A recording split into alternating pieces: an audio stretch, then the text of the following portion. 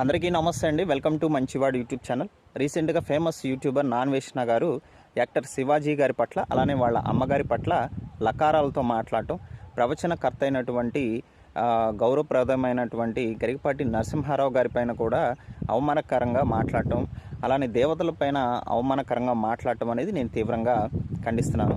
So మీరు చాలా famous అయ్యారు, చాలామంది ఫాలోవర్స్ని మీరు సంపాదించుకోగలిగారు. అట్లానే సమాజంలో ఒకప్పుడు మీ పైన గౌరవం అనేది ఉండేది. బెట్టింగ్ యాప్స్ పైన పోరాడారు. అప్పుడు చాలామంది అయితే మీకు సపోర్ట్ చేశారు.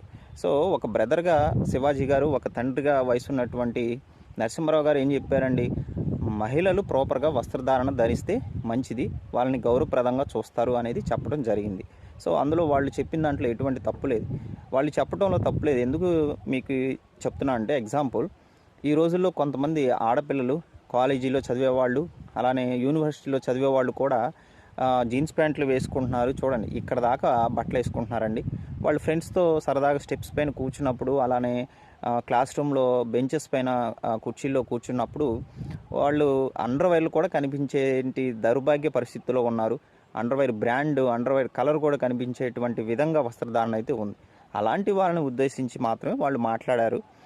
గరికపాటి నరసింహారావు గారు, అలానే శివాజీ గారు అందరి మహిళల వస్త్రధారణ పైన వాళ్ళు వ్యాఖ్యలు అయితే చేయలేదండి. ఎవరైతే అసభ్యకరంగా బట్టలు వేసుకుంటున్నారో, వాళ్ళ శరీర భాగాలు కనిపించే విధంగా బట్టలు వేసుకుంటున్నారో వాళ్ళపైన మాత్రమే వాళ్ళు ప్రాపర్గా ఉండండి, ఒక అన్నగా, ఒక తండ్రిగా వాళ్ళు చెప్పడం అయితే జరిగింది. అఫ్కోర్స్ మహిళల వస్త్రధారణలో కొంత మార్పు అయితే వచ్చిందండి.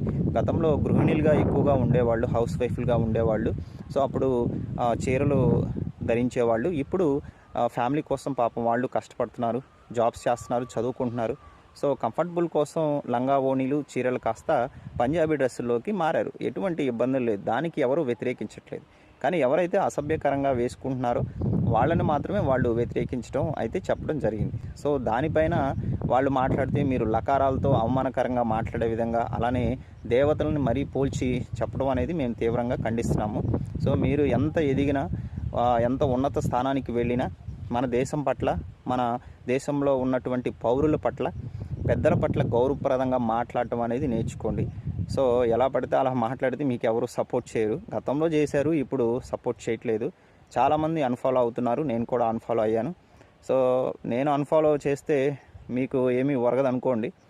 స్టెప్ బై స్టెప్, ఒకరు ఇద్దరు అలా కాస్త వందలు, వేలు, లక్షలు లో వెళ్ళిపోయి మీకు ఫాలోవర్స్ అయితే తగ్గిపోతారు. కాబట్టి మేబీ మీరు ఇంకా ఇలాంటి వివాదాస్పద వ్యాఖ్యలు చేస్తే మీరు జైలుకి వెళ్ళే ఛాన్సెస్ కూడా ఉంటాయి. కాబట్టి ఒక శ్రేయోభిలాషిగా, ఒక మిత్రుడిగా, ఒక యూట్యూబర్గా మీకు